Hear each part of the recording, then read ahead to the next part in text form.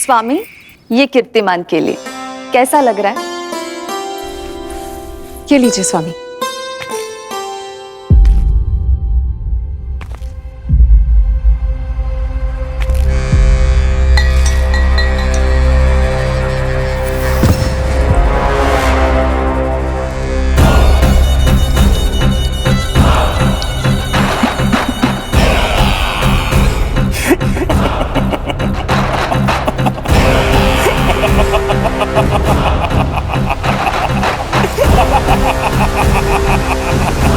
नेत्रों के सामने अपनी संतान की हत्या होते हुए देखना कितना पीड़ादायक रहा होगा ये दृश्य। किंतु प्रभु, यदि देवर्षि नारद कंस के हृदय में संदेह का बीज न बोते तो कंस ऐसा कभी नहीं करता। तो फिर उसे उकसाए ही क्यों देवर्षि ने? आप भूल गए देवराज, समस्त संसार में जो भी होता है मेरी इच्छा अनुसार ही होता है। यही प्रश्न नारद ने भी मुझसे पूछा था।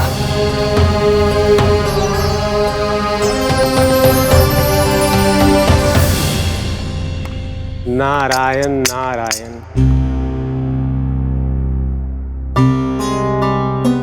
छोटे से बालक की इतनी निर्मम हत्या और माध्यम बना मैं। प्रभु, ये कैसी लीला है आपकी?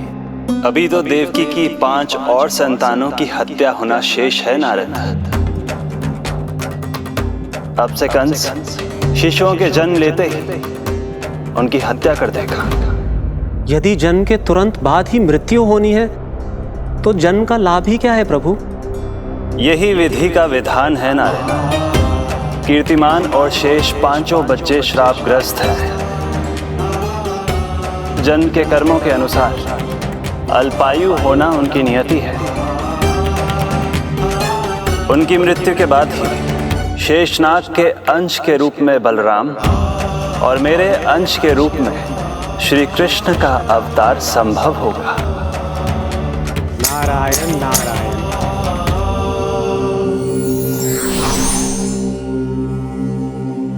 देवकी के पुत्र एक के बाद एक जन्म लेते रहे और उनकी हत्या कर कंस अपने पापों की संख्या में वृद्धि करता रहा। नहीं! मत मारो! मेरा पुत्र! मेरा पुत्र!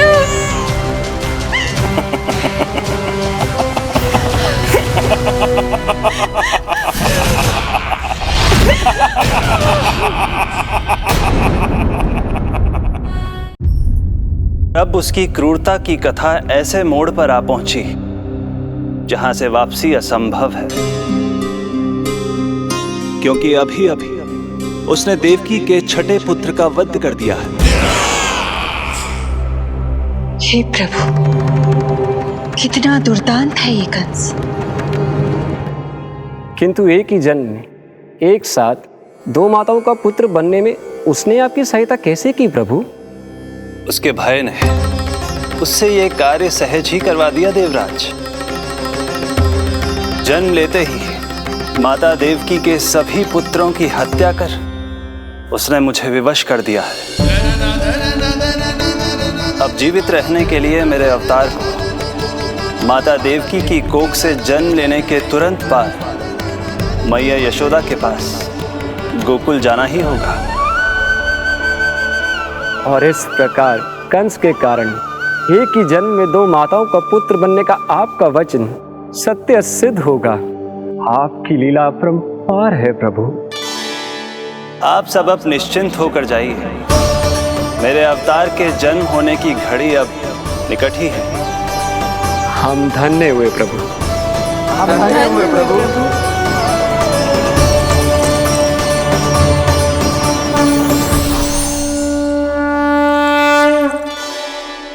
मुझे तो अभी से मैया यशोदा के साथ आपको खेलते हुए देखने की उत्सुकता हो रही है। उनकी प्रवृत्ति कितनी निराली है। क्रोध ना करूं तो क्या करूं? देखिए इसकी शैतानी, फिर चला गया सुलक्षणा के बगीचे में फूल खाने। और आपको तो पता है ना सुलक्षणा का, इतनी सी त्रुटि हो जाए पूरे गांव में बखान करने में कोई कमी ना रखती। और जे की अरे जब ग्वालिनों को पता चलेगा तो क्या कहेंगी? यही ना कि जसोदा अपने बच्चे को खाना ना देती, भूखा रखे है। सुनो जी, मैं तो कहती हूँ अब ब्याह करा देते इसका। अब वो ही ध्यान रखेगी इसका। केवल पत्नी सुधार सकती है तुझे। तुम इसके बारे में बात कर रही हो कि मेरे बारे में? नहीं, वैसे सारे गोकुल वाले यही कहते हैं कि हमारे घर पर तुम्हारा ही राज चलता है। हे नारायण, ये परिहास की बात है क्या? मैं इतना दबा के रखती हूँ क्या आपको? यशोदा, हास की बात थी। रामू के कारण मुंह से निकल गई। तुझसे तो मैं बात ही ना करूंगी। कर अपने मन की।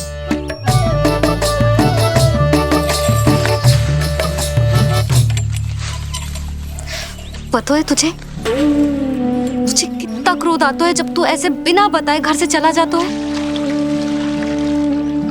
प्रेम है जे मेरा, चिंता है मेरी। तुझे कुछ हो जाए तो अपना लल्ला माना है तुझे।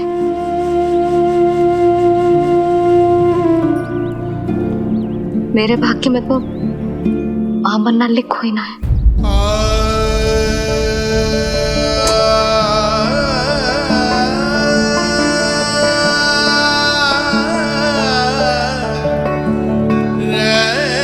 यशोदा,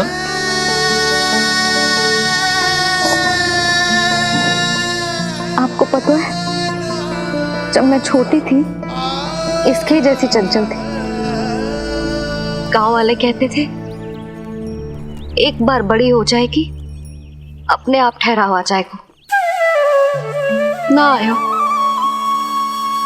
फिर बड़े बूढ़े कहने लगे चिंता की कछु बात ना है, एक बार शादी हो जाएगी सब ठीक हो जाएगा।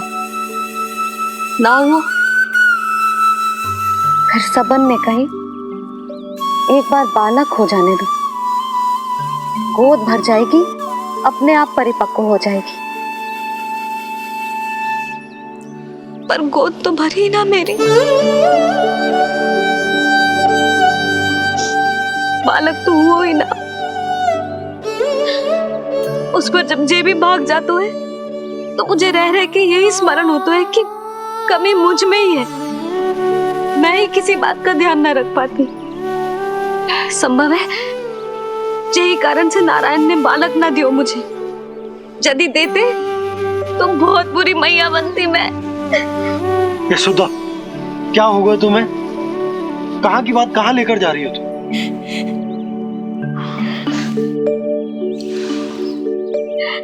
बालक अवश्य होगा हमें,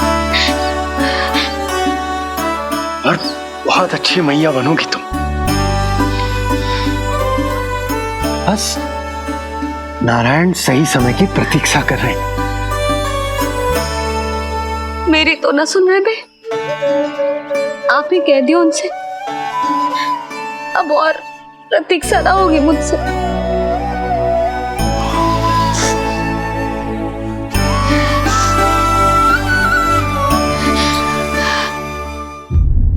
प्रतीक्षा तो अब मुझसे भी नहीं हो रही मैया। तो फिर मैया की इच्छा पूरी कीजिए प्रभु। जिस क्षण की प्रतीक्षा मुझे इतने वर्षों से थी, बस अब वो निकट है।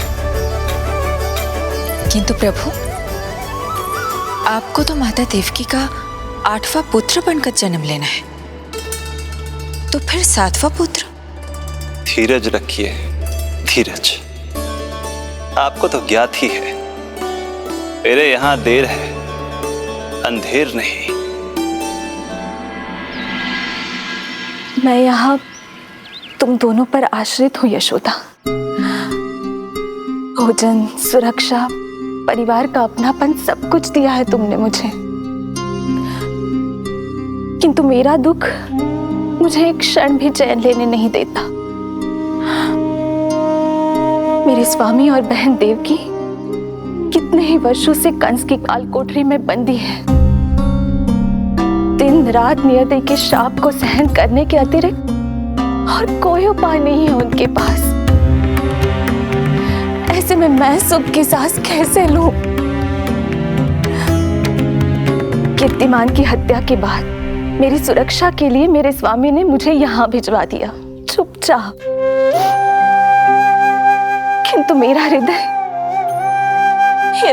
तो वही छूट गया यशोदा। इससे तो अच्छा होता कि मैं भी उसी कारागार में होती, मेरे स्वामी और बहन देवकी का दुख तो साझा कर पाती। अपनी 6 संतानों को कंस के हाथों मृत्यु के गोद में जाते देखा है उन्होंने। अब तो मुझे उस क्षण की कल्पना से भी डर लगने लगा है, जब देवकी अपने 7वें पुत्र को अपने गर्भ में धारण करेगी। भय से भविष्य नहीं टलता, होनी होकर ही रहती है। समय बीता और देवकी के गर्भ में 7वें पुत्र का आगमन हुआ। क्या इसका भी भविष्य वही होगा जिसके भाइयों का हुआ था? इस बंदी गृह की दीवारें, प्रत्येक ईंट, प्रत्येक पत्थर, यहां तक कि यहां की वायु भी उस कंस की बंदी है।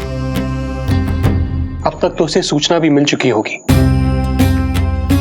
वो निर्दयी क्रूर प्रतीक्षा कर रहा होगा कि कब तुम्हें प्रसव हो और कब उसकी तलवार हमारे नन्हे शिशु, हमारी 7वीं संतान का रक्त पिए।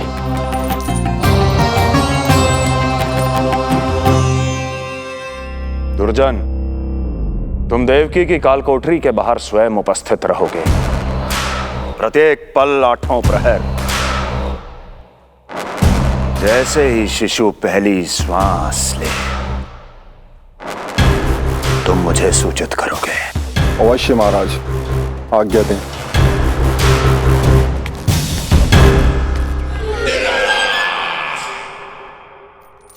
कुछ कीजिए स्वामी, कुछ कीजिए।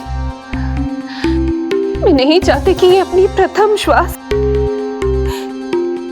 इस बंदी गृह में ले। देवकी, विवशता से मेरा कलेजा भी फटा जा रहा है, किंतु इस काल कोठरी में बंद मैं कर ही क्या सकता हूं? किंतु इस सृष्टि के पालनहार, जगत के नियंता श्री हरि तो कर सकते हैं, तो फिर क्यों नहीं करते वो कुछ ऐसा कि कम से कम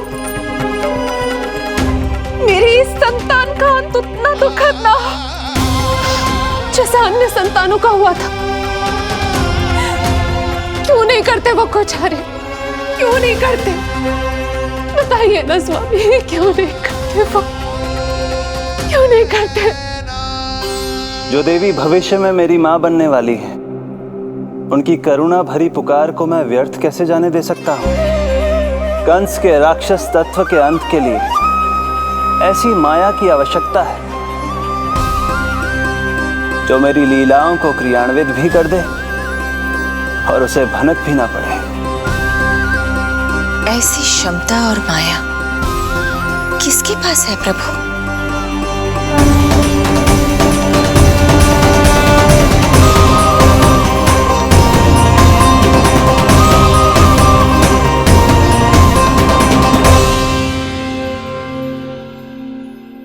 ओम नमो आकर्षिणी ज्वाला मालिनी, ओम नमो भगवती क्लेशनाशिनी।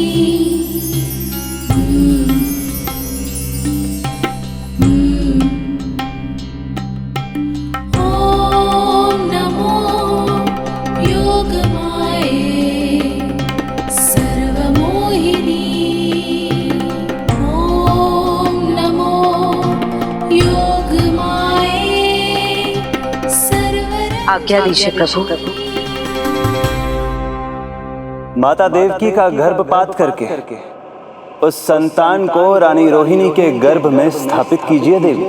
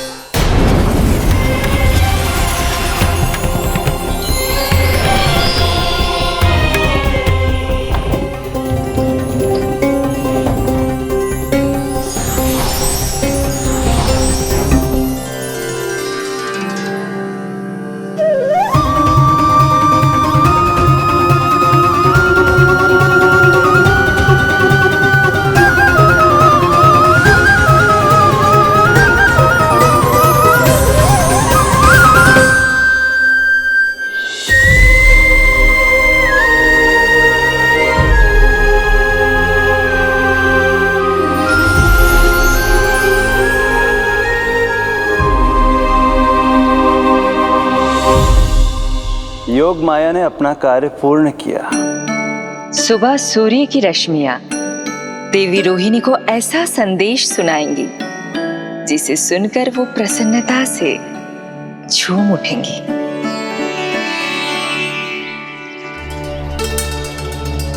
यादव कुल के नए राजकुमार के आगमन पर बहुत बहुत शुभकामनाएं रानी।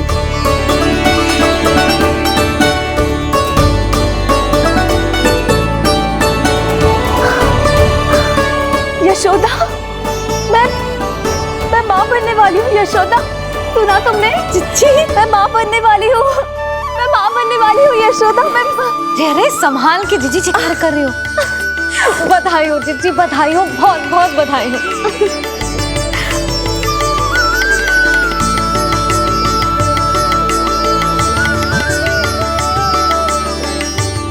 विधि का विधान भी विचित्र होता है। रोहिणी, जिनका ये पुत्र नहीं है, वो प्रसन्न है, किंतु देवकी, जिनका ये पुत्र है, वो व्याकुल है।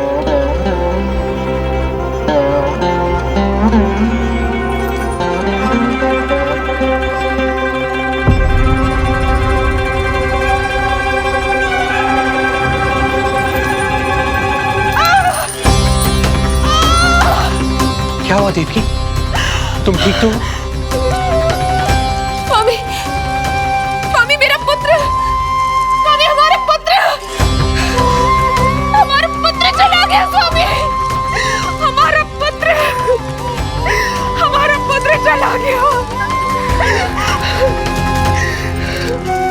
धीरज धरो देवकी, संभव है यही श्री हरि की इच्छा हो। किंतु मैंने उनसे ये तो नहीं मांगा था ना स्वामी। मैंने कहा था हमारा पुत्र यहाँ श्वास न ले। इसका ये अर्थ नहीं था। क्यों किया नारायण ने ऐसा? क्यों किया?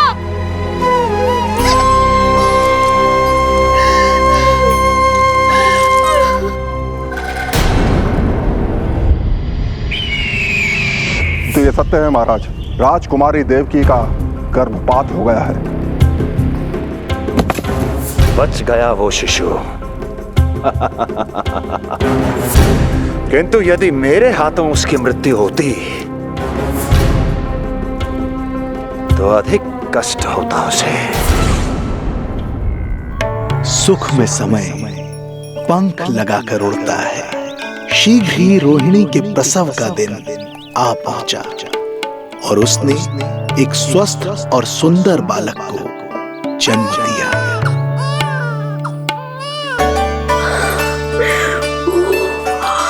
लो जिज्जी, संभालो अपने लल्ला को, जी भर के निहार लो इसे।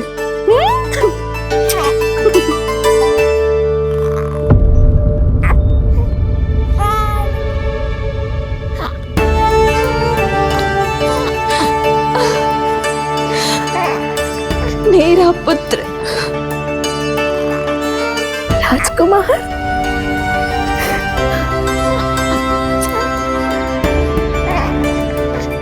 अच्छा जीजी, मैं तनिक इनको भी सूचना देकर आती हूँ। वसुदेव भैया तक भी तुझे शुभ समाचार पहुंचाना है।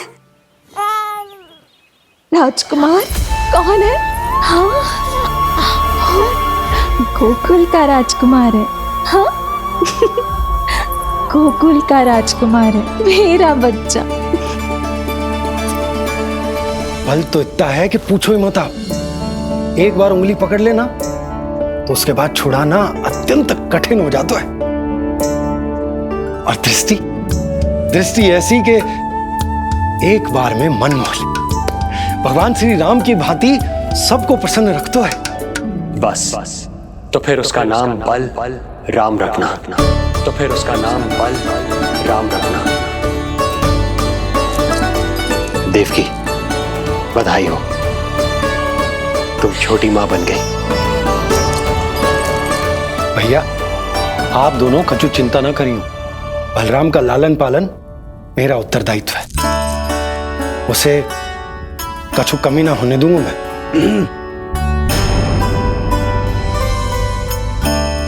मुझे चलना चाहिए।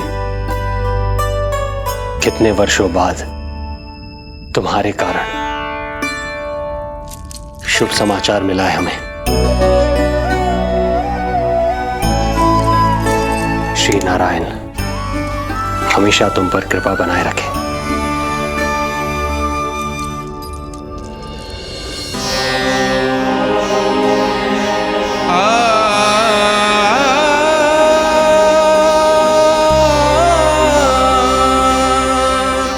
आपको बहुत बहुत बधाई हो स्वामी।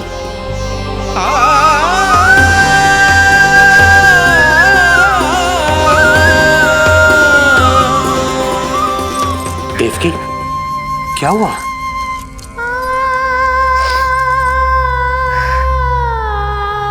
कुछ नहीं। रोहिणी दीदी ने हमको वो सुख दे दिया जो मैं कभी ना दे सकी। उन्होंने आपको संतान दे दी, किंतु मैं देवकी,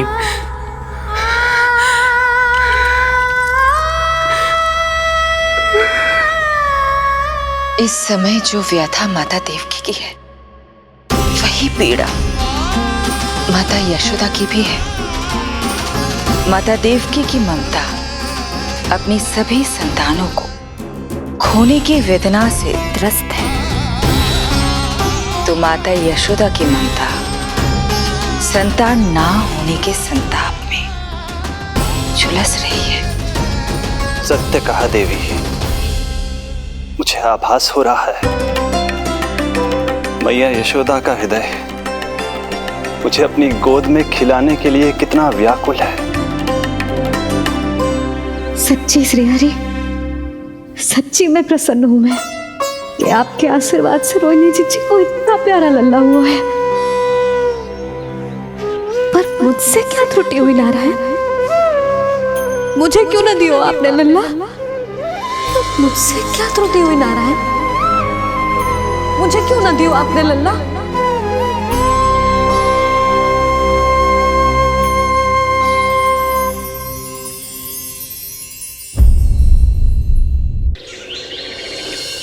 सच्ची श्रीहरि, सच्ची मैं प्रसन्न हूं मैं कि आपके आशीर्वाद से रोहिणी जी को इतना प्यारा लल्ला हुआ है। पर मुझसे क्या त्रुटि हुई नारायण? मुझे क्यों न दियो आपने लल्ला? मुझसे क्या त्रुटि हुई नारायण? मुझे क्यों न दियो आपने लल्ला?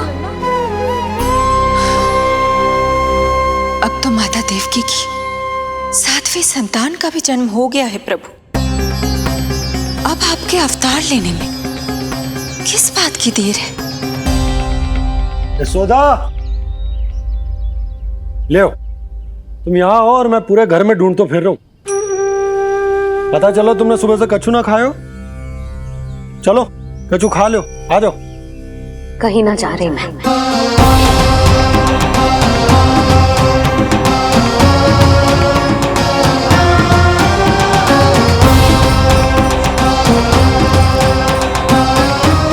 क्या हो वो?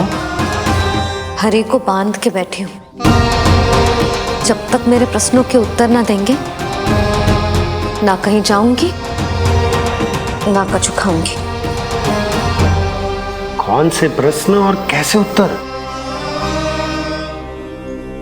गोकुल की प्रत्येक स्त्री को ममता का वरदान दिया है आपने, तो नारायण मुझसे ऐसा कौन सा अपराध होगा कि आपने मुझे अभी तक इस सुख से वंचित रखा है?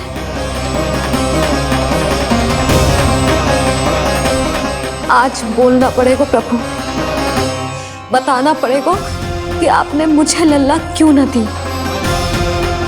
क्या आपको पता ना है, जैसे भगवान अपने भक्तों के बिना अधूरे होते, वैसे मैया भी संतान के बिना अधूरी होते।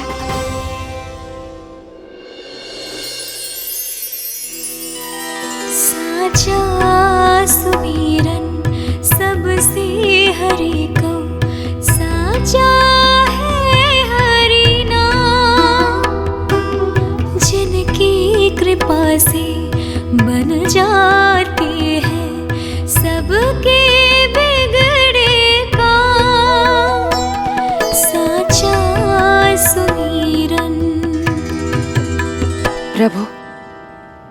मैया यशोदा उसी वेदना का अनुभव कर रही है जिसका अनुभव उन्होंने पिछले जन्म में माता धारा के रूप में किया था। आपका कथन सत्य है देवी। अब मैया यशोदा को उनके कष्ट से मुक्ति दिलाने का समय आ गया है।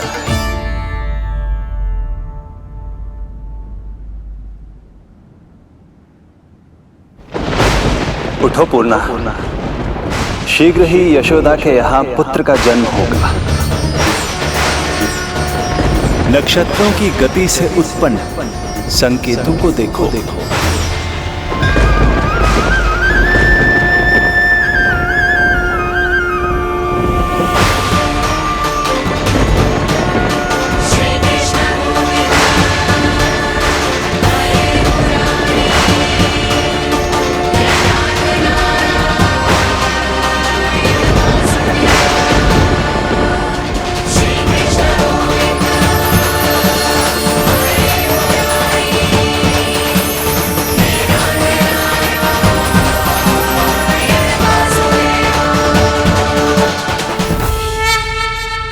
इतने विशेष कार्य के लिए इनका चुनाव।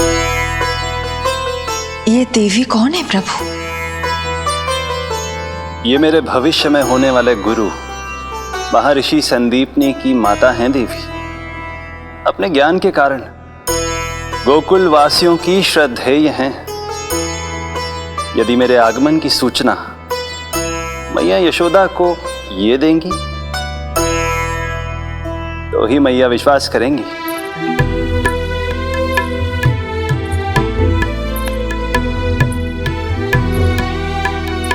आंगन खाली, आंचल खाली, सूखे उपवन की मैं माली।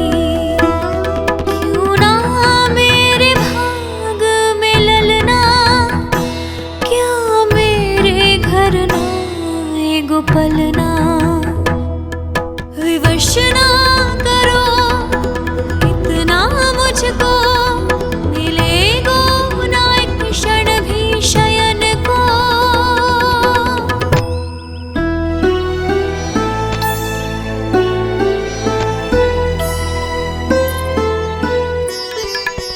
मैं जिसे सुलाऊं जो मुझे जगाए, दे दो ना वरदान। साचा सुमीरन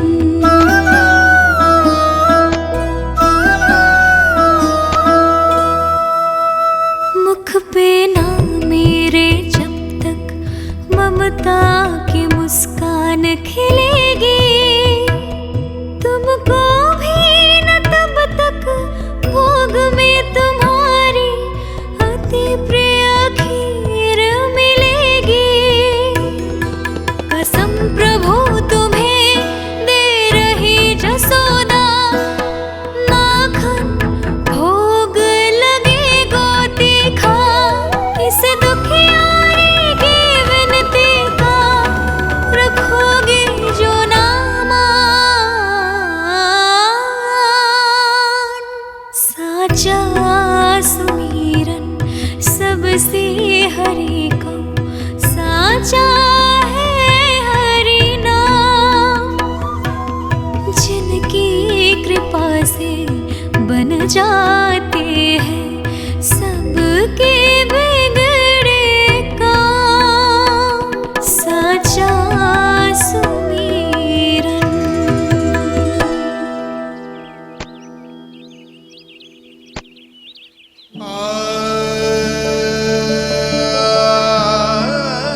यशोदा, मैं तुम्हारी व्यथा समझ रहा हूं,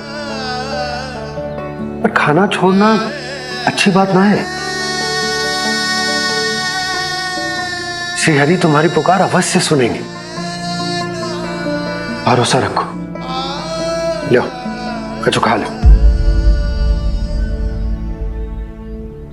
भगवान से हट करना सही बात ना है यशोदा। भूखे प्यासे रहे प्राण देने हैं क्या? यशोदा,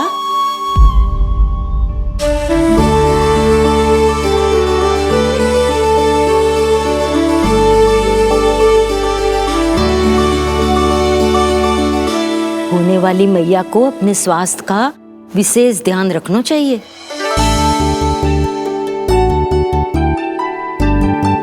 खाना खा, भौचक देखती मती रहे, विश्वास कर।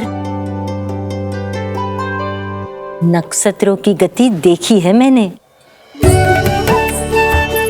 पूना मौसी, क्या सच्ची? आप सच्ची कह रही हो ना? भाद्रपद माह की अष्टमी तिथि को रोहिणी नक्षत्र में जब सूर्य सिंह राशि का होगा और चंद्र वृषभ राशि का, तब मध्य रात्रि तेरे लल्ला का जन्म होगा।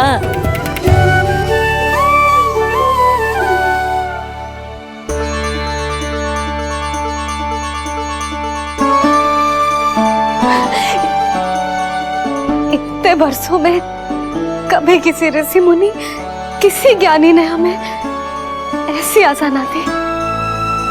आज पहली बार हमें इतना स्पष्ट आश्वासन मिलो है। बहुत बहुत धन्यवाद आपका पूर्णा मौसी, बहुत बहुत धन्यवाद।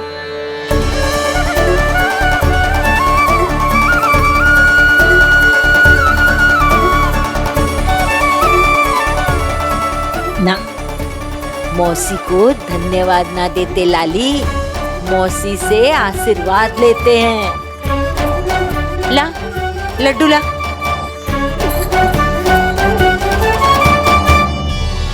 खा।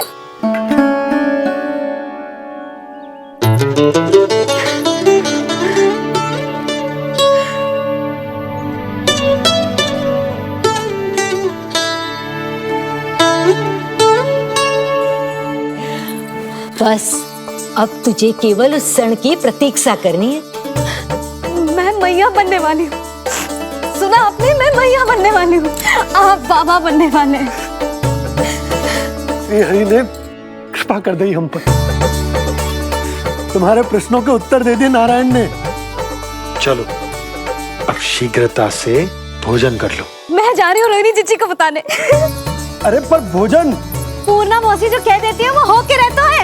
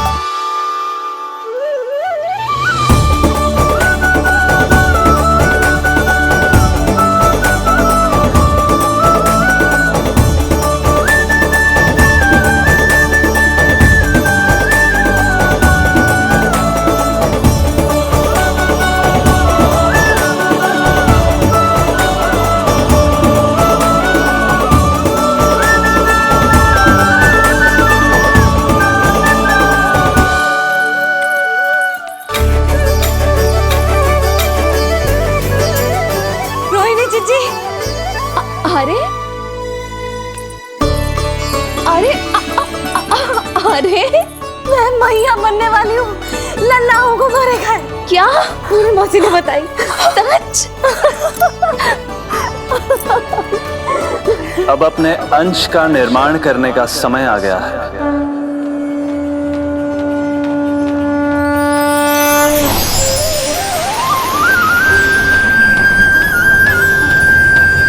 वसुदेव सुतं देवं कंसचाणूरमर्दनम्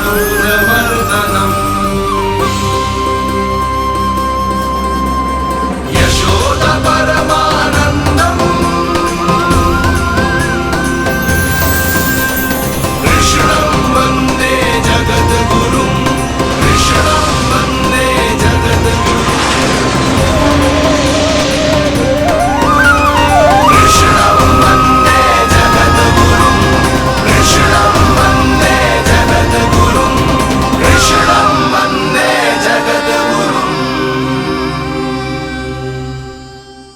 कृष्ण कृष्ण कृष्ण कृष्ण कृष्ण कृष्ण कृष्ण कृष्ण।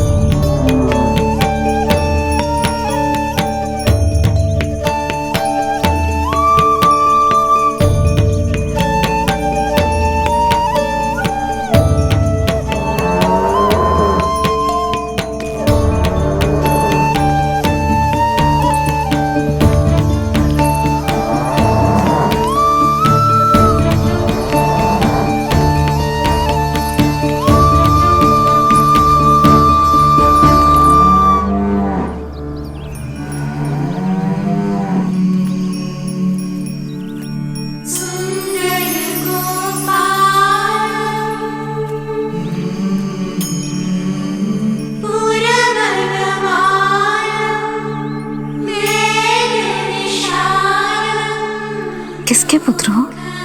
आपका।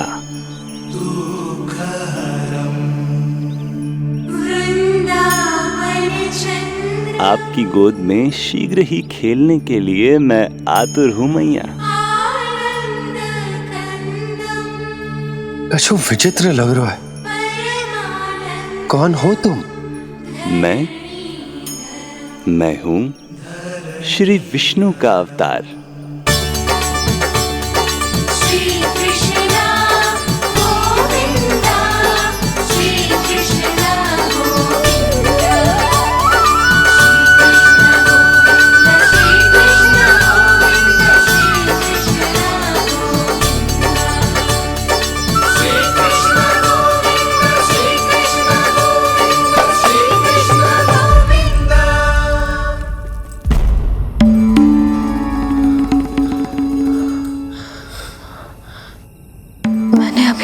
स्वप्न देखो।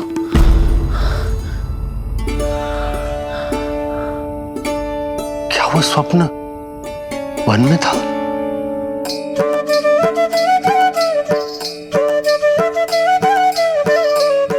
क्या मैं सत्य में श्रीमन नारायण की मैया बनने वाली हूँ?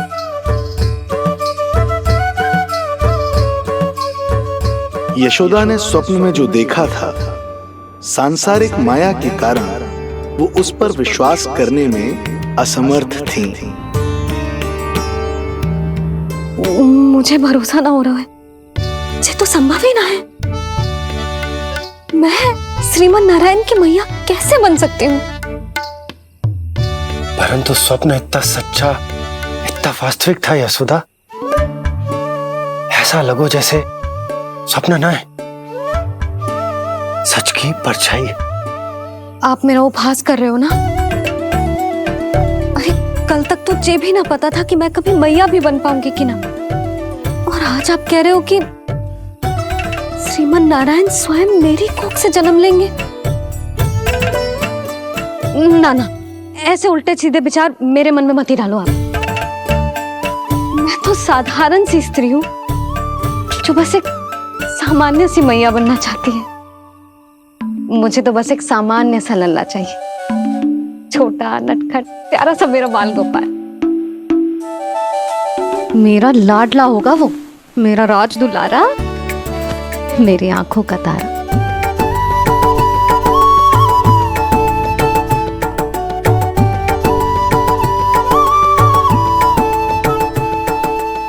मैया यशोदा और बाबा नंद का वात्सल्य प्रेम इतना अधिक था कि उनका मन इस अद्भुत घटना पर विश्वास करने को तैयार ही नहीं था। जिस स्वप्न को सत्य समझना था, उसे मिथ्या मानकर भुला दिया उन्होंने। किंतु श्रीमन नारायण को आना ही था। स्वप्न साकार करने वाले को ही तो भगवान कहते हैं।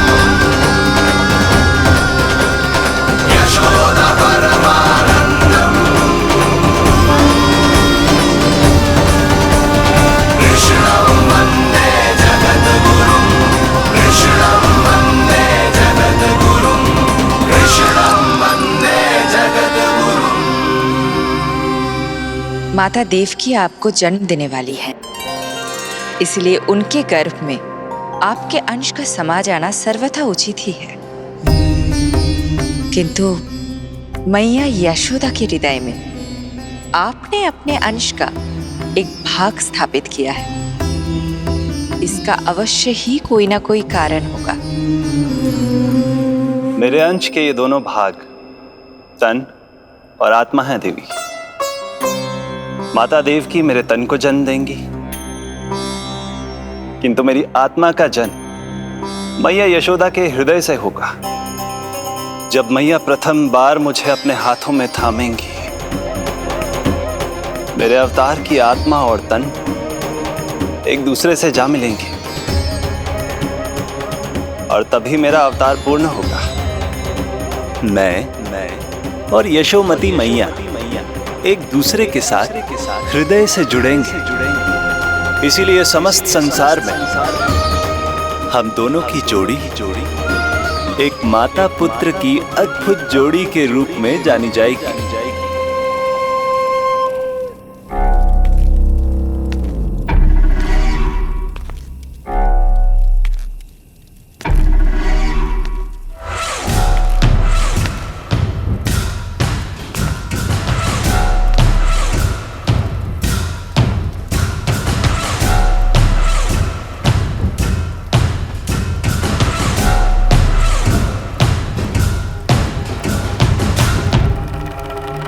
अच्छे कर्म करने वाला व्यक्ति भले ही कितनी भी विपत्तियों से क्यों ना घिरा हो, वो शांतिपूर्ण गहरी निद्रा में सो पाने में सक्षम होता है। किंतु यदि कोई व्यक्ति दुष्ट हो, क्रूर अत्याचारी हो या चोरी, हिंसा, हत्या जैसे जघन्य अपराध करता हो, तो फिर भले ही उसके पास कितनी भी संपत्ति और शक्ति क्यों ना हो, वो कभी शांतिपूर्ण निद्रा में नहीं सो पाता।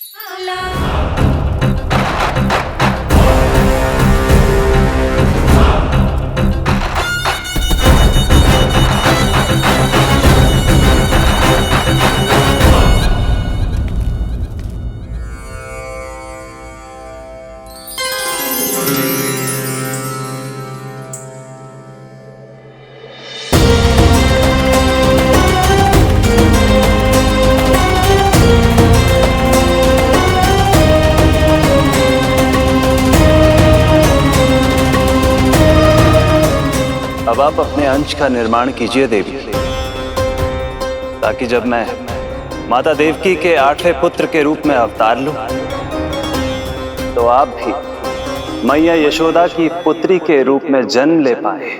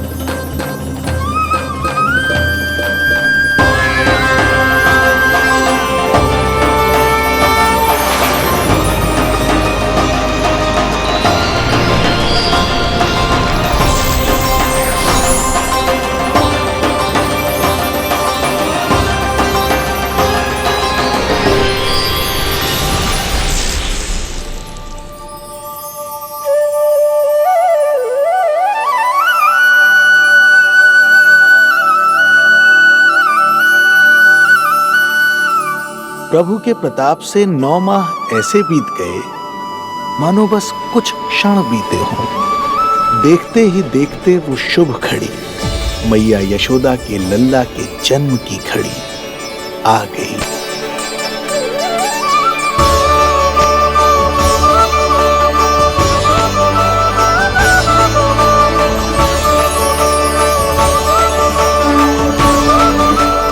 भाद्रपद माह की अष्टमी तिथि।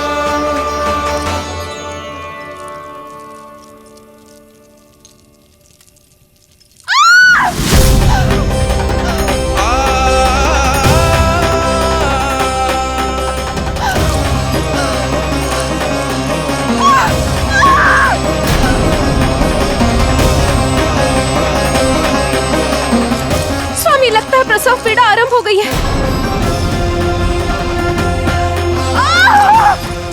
देवकी, संभालो अपने आप को, धीरज रखो। जीजी, यशोदा, दाई माँ।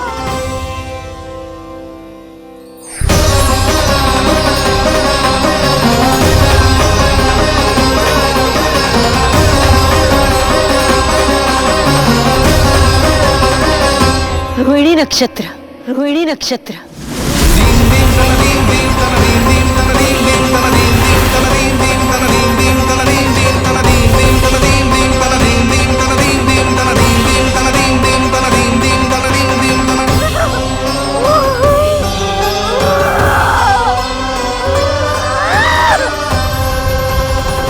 सूर्य सिंह राशि में और चंद्र वृषभ राशि में, यही तो है अधर्म के विनाश और धर्म की स्थापना का संकेत।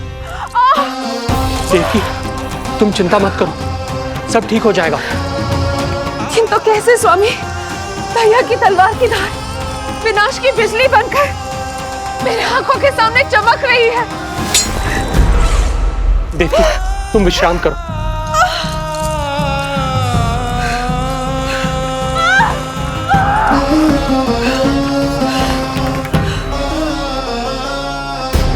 दुर्जन, जाओ फिर से देखो, मुझे पल पल का समाचार चाहिए।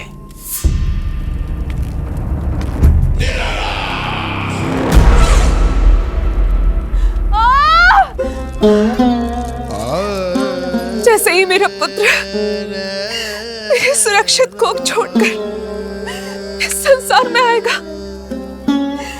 भैया कंस मेरी ममता को मिले इस वरदान को मुझसे छीन लेंगे। चिंता मत करो देवकी, ये हमारा 8वां पुत्र है। यदि हमारे जीवन में कंस के दिए दुखों की धूप है, तो श्री हरि की भक्ति की छाया भी है। आकाशवाणी का स्मरण करो। आप स्मरण कीजिए, कितनी क्रूरता से भैया ने हमारी सभी संतानों का जीवन प्रारंभ होने से पहले उनको नष्ट कर दिया। मुझे भय लग रहा है, कहीं मैं इसे भी ना खो दूं।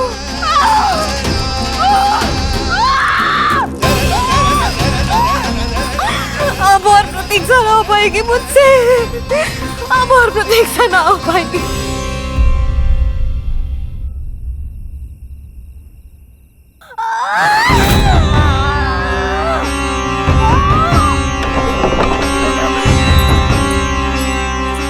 हम यशोदा को खो देंगे नंद भैया, यदि संतान का जन्म शीघ्र ही नहीं हुआ तो। वो अत्यधिक पीड़ा में है। वैद्य जी ने जो प्रसव की घड़ी बताई थी, वो भी कब की बीत चुकी है। भाभी, आप दाई माँ से कहियो कि मेरी पत्नी और संतान को बचाने की हर संभव चेष्टा करें। मैं यही प्रार्थना नारायण से करने मंदिर जा रहा हूं।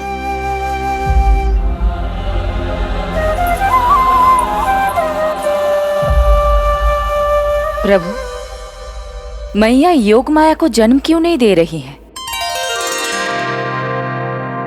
मेरा ही तो शक्ति तत्व है योग माया। वो तभी जन्म ले सकती है जब मेरे 8वें अवतार श्री कृष्ण का जन्म होगा। कृष्ण का जन्म होगा। तो प्रभु, अब आपको किस बात की प्रतीक्षा है? जब निश्चित प्रहर का अंत होगा और शून्य काल का प्रारंभ, तभी तो होगा जयंती योग, लल्ला के जन्म का योग। बस अब कुछ ही क्षण और।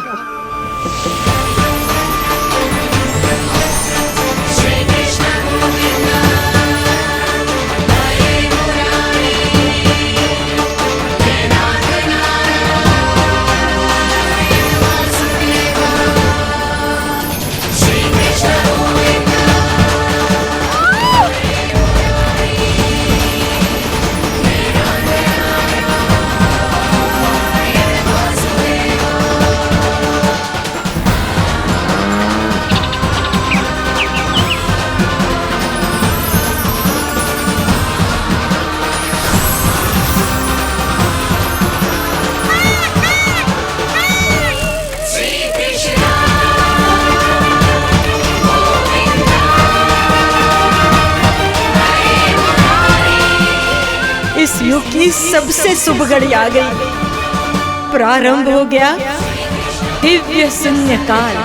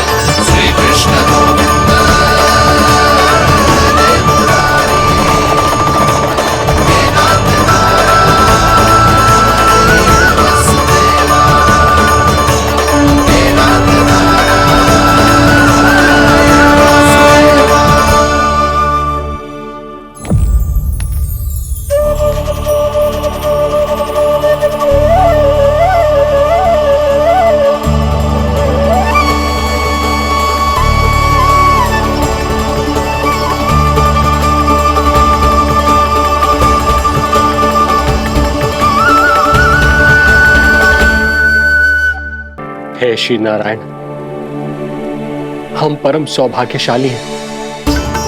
हमारे पुत्र के रूप में आप स्वयं पधारे हैं।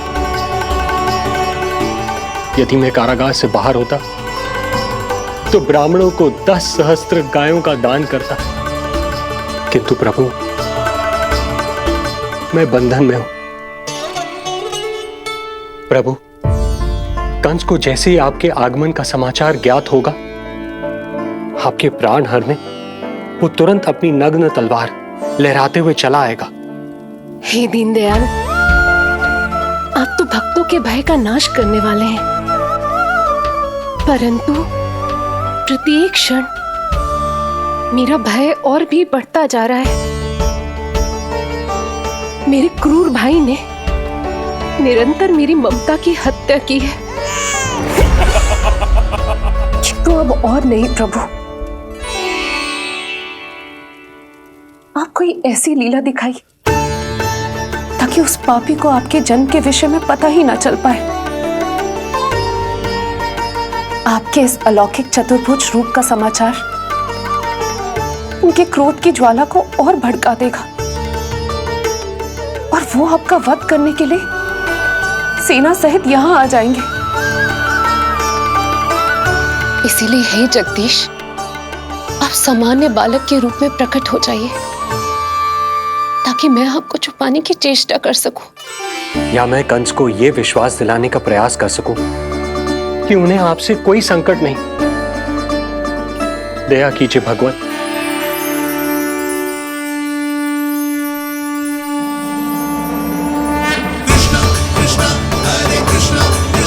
Krishna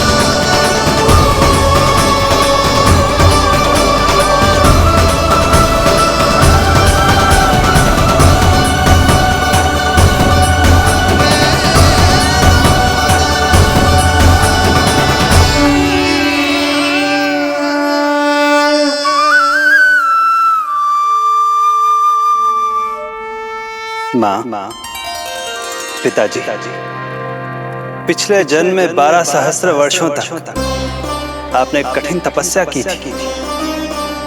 मूसलाधार वर्षा, घनघोर आंधी, चिलचिलाती हुई धूप और अस्थियां जमा देने वाली ठंड, सभी कष्ट सहे थे आपने, केवल इसलिए कि आप मुझे पुत्र रूप में प्राप्त कर सके। और आज जब मैं आपके सामने हूं, तो आप कंस के भय से व्याकुल हैं और पुत्र के रूप में एक सामान्य बालक चाहते हैं। मेरे माता पिता होने के नाते आपकी इच्छा का पालन करना मेरा कर्तव्य है। मैं एक सामान्य बालक का रूप धारण करूंगा। आपको मेरे लिए चिंतित होने की और कंस से भयभीत होने की आवश्यकता नहीं। मेरा जन्म पृथ्वी पर धर्म को पुनः स्थापित करने के लिए ही हुआ है, किंतु अभी समय कम है। यशोदा रानी की चेतना जा रही है, ये इनके प्राणों के लिए शुभ संकेत नहीं है। यशोदा, आंखें खुली रखो। यशोदा, यशोदा, आंखें खुली रखो।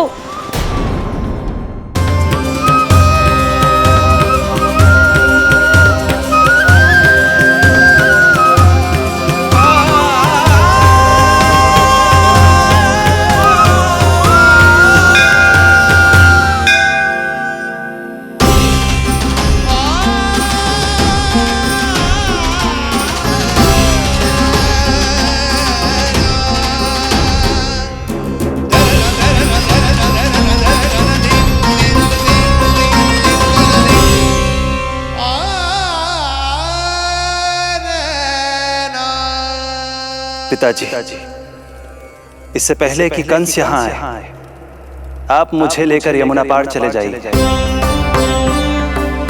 और वहां गोकुल में अपने भाई नंद के संरक्षण में मुझे छोड़कर उनके यहाँ जन्मी पुत्री को यहाँ ले आई। उसके प्राणों की चिंता मत कीजिए माँ, जो हो रहा है मेरी ही लीला है। अब जाइए पिताजी, शीघ्रता कीजिए।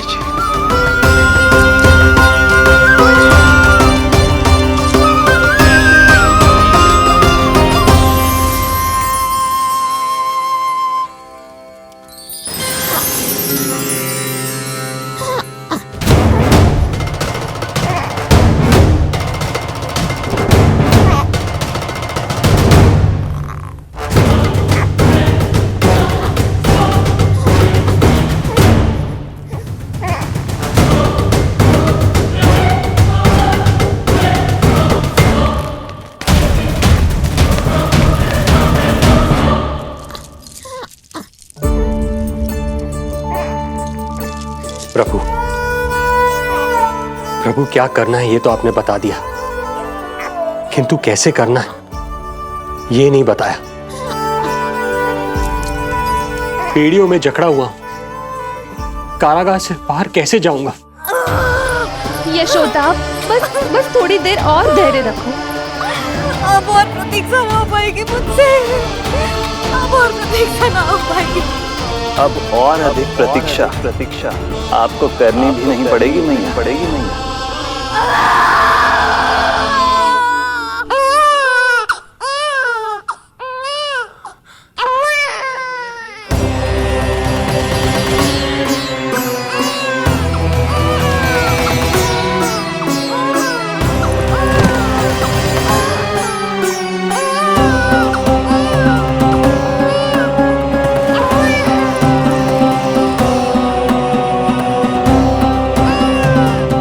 योगमाया को जन्म देते ही मैया यशोदा अचेत हो गई, किंतु अपनी सुध-बुध खोने वाली वो अकेली नहीं थी।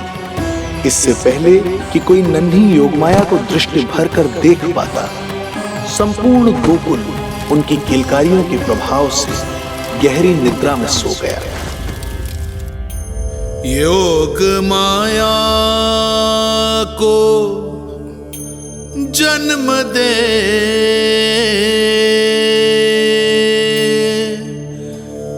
यशोमती हुई निढाल,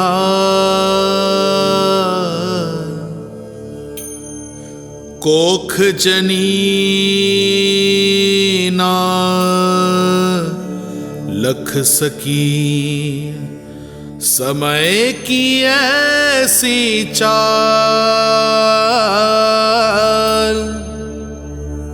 समय की ऐसी चाल।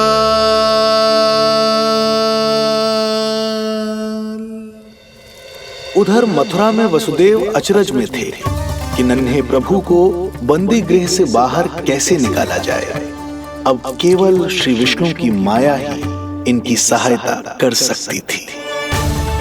प्रभु की आज्ञा का पालन कैसे संभव होगा? संपूर्ण कारागार पहरेदारों से भरा पड़ा है।